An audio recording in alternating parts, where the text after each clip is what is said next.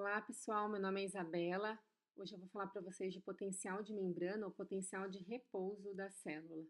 Então, eu desenhei aqui uma linha vermelha representando a membrana plasmática, o meio intracelular representado pela letra I e pela letra C, e o meio extracelular representado pelo E e pelo C. Nós sabemos que a concentração de sódio é muito maior no meio extracelular, né? O cloreto de sódio é mais abundante no meio extracelular do que no meio intracelular. Já a concentração de um outro íon importante aqui, o potássio, é maior no meio intracelular quando comparado ao meio extracelular.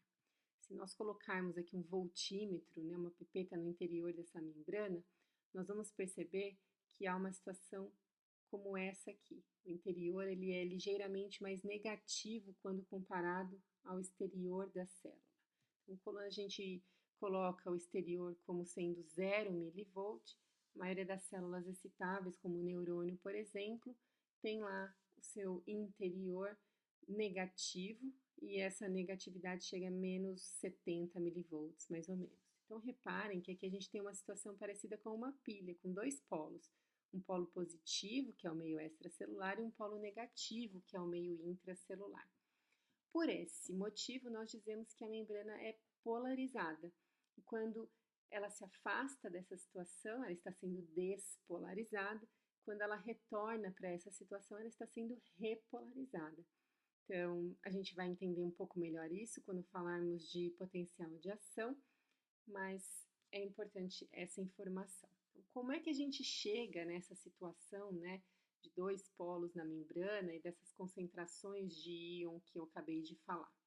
Nós sabemos a importância da bomba sódio-potássio, que deixa o exterior da célula com mais cargas positivas, com mais sódio, e o interior da célula com mais cargas negativas, né, com mais potássio. Isso a gente vai entender um pouco melhor mais para frente.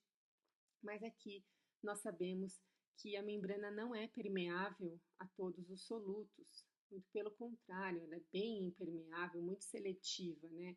Com os íons não é diferente. Então, os íons eles atravessam a membrana por meio de canais que são denominados canais iônicos, e eu representei aqui os canais para sódio em rosa, para ficar mais claro, e os canais verdinhos para o potássio. Então, os íons eles atravessam a membrana o tempo todo, tanto no sentido de intra para extracelular quanto o contrário, e isso acontece, como eu disse, o tempo todo pela membrana. O que a gente precisa entender, o que de fato gera uma corrente elétrica pela membrana, não é o trânsito de íons, mas sim o seu fluxo resultante. Então, isso significa que o que gera corrente é para o sentido que aquele íon está indo com maior frequência, né? O seu fluxo está sendo maior para dentro da célula, a gente diz que está havendo uma corrente de entrada. Se o seu fluxo resultante está sendo maior para o exterior da célula, esse íon está gerando uma corrente de saída para a célula, ok? Então, para entender melhor a contribuição desses íons, a gente precisa lembrar quais são as forças moventes para os solutos, e isso se encaixa também na força movente para os íons. Então, os íons eles se movimentam através da membrana, obedecem um gradiente químico, que é um gradiente de concentração. Então, assim como qualquer outro soluto, ele tem mais facilidade de um meio onde ele está mais concentrado para o meio onde ele está menos concentrado. E também obedece um gradiente elétrico, lembrando que ele tem ali uma carga elétrica junto com ele, né?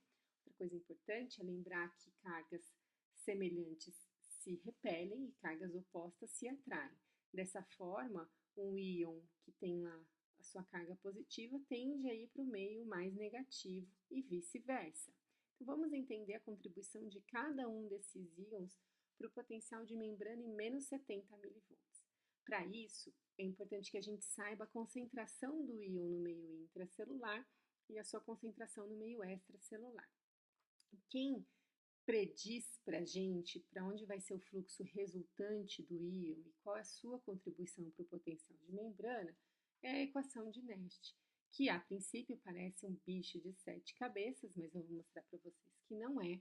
Claro, cada uma dessas letrinhas tem a sua importância, mas isso muda pouco, e o objetivo daqui não é fazer vocês calcularem, né, a diferença de voltagem pela membrana ou potencial de membrana, mas sim fazer vocês entenderem um pouco mais a contribuição de cada íon para esse valor de menos 70 milivolts. Então, essa equação vocês vão encontrar em qualquer livro de fisiologia. Todas essas letrinhas aqui não mudam muita coisa para a gente saber agora de início, mas o mais importante é a gente saber a concentração do íon no meio intracelular e no meio extracelular. E isso já se sabe, concentração do potássio no meio intracelular 150 milimol e no meio extracelular de 5 milimol. Então, eu vou facilitar aqui a vida de todo mundo. Esse valor também já é conhecido, vocês vão encontrar em qualquer livro de fisiologia também.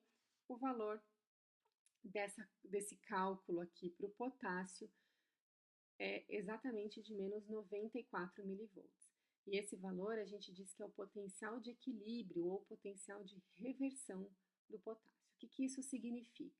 Que o potássio tende a sair da célula a favor de um gradiente de concentração, já que ele é mais concentrado no meio intracelular do que no meio extracelular. Então, ele tende a sair da célula levando com ele cargas positivas até que a membrana chegue a menos 94 milivolts. Então, ele gera corrente passando pela membrana até que a membrana chegue muito próxima do seu potencial de equilíbrio. Quando a membrana chega em menos 94 milivolts, o potássio agora tende a entrar na célula, gerar uma corrente de entrada e não mais uma corrente de saída. Então, seu fluxo resultante deixa de ser para fora da célula e passa a ser para dentro da célula. Quanto mais a membrana se afasta, ou quanto mais a membrana fica negativa, de menos 94 milivolts, mais negativa do que isso, maior é a tendência do potássio agora começar a voltar. Por isso que nesse valor a gente diz que é o potencial de reversão do íon, ok? Então, o fluxo do resultante de potássio é sempre para fora da célula até que a membrana chegue em menos 94 milivolts. Reparem que a membrana é sim negativa, mas ela não é exatamente menos 94 milivolts. Se a célula fosse permeável somente aos íons potássio, o seu potencial de membrana seria exatamente igual ao potencial de equilíbrio do potássio. Então, como não é o mesmo valor, isso já mostra para a gente que a membrana é permeável a mais de um íon. E a gente sabe que a membrana é bem permeável ao sódio.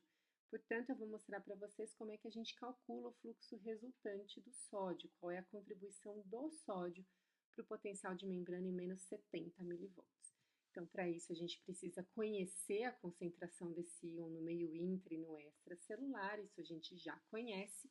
E colocando aqui na equação de Nernst, a gente sabe que no meio intracelular o sódio tem uma concentração de 15 milimolar e no meio extracelular de 145 milimolar. Todo esse cálculo aqui mostra para a gente que o potencial de equilíbrio do sódio é de mais 61 milivolts. O que isso significa? Que o sódio tende a vir para dentro da célula, gerando uma corrente de entrada na célula a favor de um gradiente químico, já que ele é mais concentrado no meio extracelular, e também a favor de um gradiente elétrico, já que ele traz com ele carga positiva e vem em direção ao meio mais negativo. E a tendência desse íon passar pela membrana gerando corrente de entrada vai até com que a membrana chegue em mais 61 milivolts. Quando a membrana chegar neste potencial de membrana, o sódio agora tende a sair da célula e não mais entrar. Então, quanto mais a membrana se afasta de mais 61, vai ficando cada vez mais positiva, o sódio agora tende a sair da célula, porque todo íon tende a fazer com que a membrana chegue sempre próximo ao seu potencial de equilíbrio, ok? Bom, a gente viu aqui que o potencial de reversão do sódio é de mais 61 e o potencial de membrana é de menos 70. Se a membrana fosse somente permeável ao sódio, seu potencial de membrana seria exatamente igual ao potencial de equilíbrio do sódio. Então, a gente já sabe que a célula é permeável a mais de um íon. E a equação de Nernst mostra para gente como é que é o potencial de equilíbrio de um determinado íon. Mas para entender a contribuição de todos os íons para esse potencial de membrana, a gente precisa usar uma outra equação, que é a equação de Goldman. Igualmente difícil de entender à primeira vista, mas aqui a gente vai entender que ela só mostra para a gente que o potencial de repouso é determinado por 2 ou mais íons. Então, ela mostra para a gente a contribuição de todos os íons que são permeáveis à membrana para esse potencial de repouso aqui. Se vocês repararem, as primeiras letrinhas são todas iguais, né? Mas ele mostra aqui para a gente que a gente precisa conhecer a concentração do íon no meio extracelular e no meio intracelular. Se a gente colocar todos os íons permeáveis na membrana aqui nessa equação, a gente vai chegar em menos 70 milivolts. Mais uma vez, lembrando que o potencial de membrana sempre tende a ser mais próximo ao potencial de equilíbrio do íon que é mais permeante, ok? Dessa forma, a gente sabe que a membrana é mais permeável ao potássio do que ao sódio, já que o potencial de equilíbrio do potássio é negativo, menos 94 milivolts, e do sódio mais 61 milivolts. Então, isso se equilibra um pouco e a gente chega num potencial de membrana de menos 70 milivolts.